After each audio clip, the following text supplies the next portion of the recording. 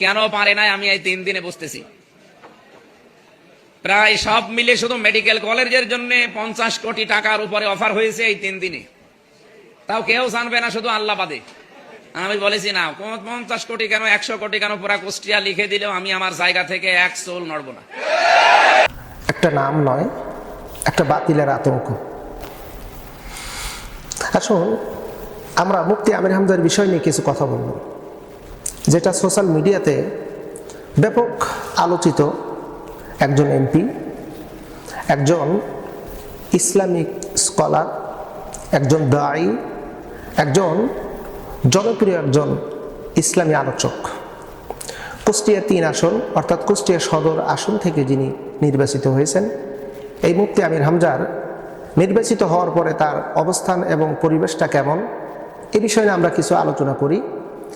অবশ্যই এই আলোচনা থেকে আপনি একটা বিষয় উপলব্ধি করতে পারবেন যে সৎ লোকের শাসন প্রতিষ্ঠিত হলে সমাজ এবং দেশের রূপরেখা কেমন হয় তার জ্বলজ্বন্ত প্রমাণ।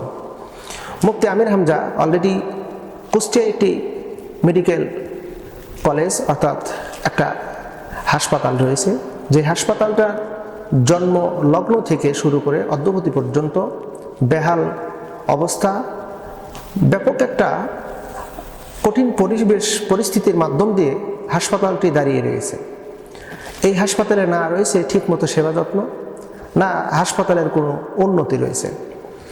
মুফতি আমির হামজা এমপি শপথ গ্রহণ করার পরই তিনি হাসপাতালে পরিদর্শন করতে আসলেন। হাসপাতালের কন্ডিশন দেখে তিনি মনক্ষুণ্ণ হলেন।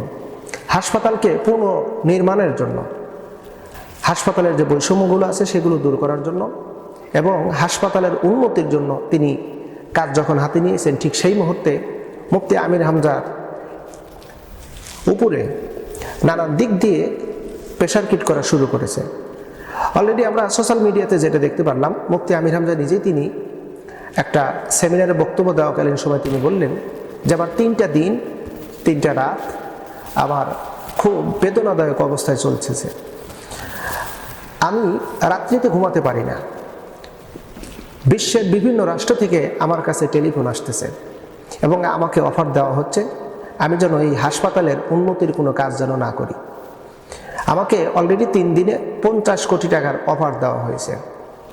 আমি 50 কোটি টাকা নেই আর এই হাসপাতালের কাছ থেকে যেন আমি দূরে থাকি। আমির হামজা তিনি তার বক্তব্য উপস্থাপন করেছেন যে 50 কোটি কেন, পুরো কুষ্টিয়া জেলাটা যদি আমার নামে লিখে দেওয়া হয় তথাপিও আমি আমার দায়িত্ব থেকে এক বিন্দু পিছু পা আমি হব না। আমি আমির হামজা 1 টাকার দুর্নীতি আমি করব না, 1 টাকার আমি ঘুষ খাবো না। আমি ন্যায় ইনসাফ প্রতিষ্ঠার লক্ষ্যে আমি যাবতীয় কাজ করে যাব আমার নিঃশ্বাস যতক্ষণ আছে।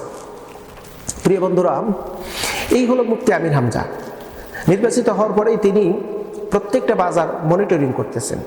বাজারের প্রত্যেকটা দোকানদারের কাছে তিনি উপস্থিত হচ্ছেন, সাথে যাচ্ছেন ডিসি অথবা জেলা ম্যাজিস্ট্রেট অথবা টিওনো অথবা এটিএনও, অর্থাৎ প্রশাসনকে সাথে নিয়ে তিনি অলরেডি প্রত্যেকটা বাজার মনিটরিং করতেছেন এবং প্রত্যেকটা বাজারের দ্রব্যমূল্যের দামের ব্যাপারে তিনি জাস্টিফাই অর্থাৎ যাচাই বাছাই করতেছেন।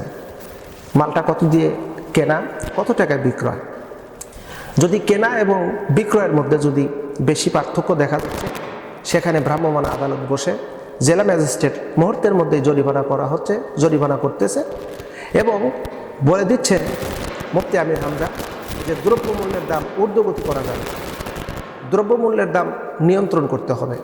কারণ আপনি যা দিয়ে কিনেছেন সামান্য লাভে আপনি বিক্রয় করেন, এতে দেশ এবং জাতির বড় উপকার হবে। এই কাজের ক্ষেত্রে মুফতি আমির হামজা ব্যাপক প্রশংসা অলরেডি পেয়ে গেছেন। গোটা বাংলাদেশে সবার মুখে একটা আলোচিত নাম হিসাবে পরিচিত আবার নতুন করে লাভ করতেছে মুফতি আমির হামজা একজন এমপি। কেউ বলতেছে ফাটাকাষ্টের ভূমিকায় মুফতি আমির হামজা, কেউ বলতেছে না ন্যায় ইনসাফ প্রতিষ্ঠার লক্ষ্যে মুফতি আমির হামজা। মুফতি আমির হামজা তিনি বলেছেন যে আমার এই সদর আসনে আমি কোনো চাঁদাবাজি হতে দেব না। আমার এই সদর আসনের ভিতরে আমি কোনো মাদক দ্রব্য সেবন বিক্রয় সম্পূর্ণটাই আমি বন্ধ করে দেব। এখানে মাদক সরাসরি করতে আমি দেব না, দুর্নীতি আমি হতে দেব না, ঘুষ লেনদেন আমি কাউকে করতে দেব না। এমনকি এক কথা হলো, তার প্রত্যেকটি কথা হলো দেশ এবং জাতির কল্যাণের কাজে যা যা করণীয় আমি করব। আমি হারাম খাবো না, হারাম কাউকে খেতে দেবো না। সবচেয়ে ইন্টারেস্টিং বিষয় হলো মুফতি আমির হামজা তিনি কথা বলেছেন যে আমার নামকরণ করে আমার শুভাকাঙ্ক্ষিত কোনো ব্যক্তি যদি অন্যায় কোনো কাজ করে তাহলে আমি ভুলে যাব সে আমার কে, তাকেও আমি আইনের আওতায় নিয়ে আসব এবং তার উপরে কঠিন থেকে কঠিনতর শাস্তি যাতে হয় সেই পদক্ষেপ আমি গ্রহণ করব।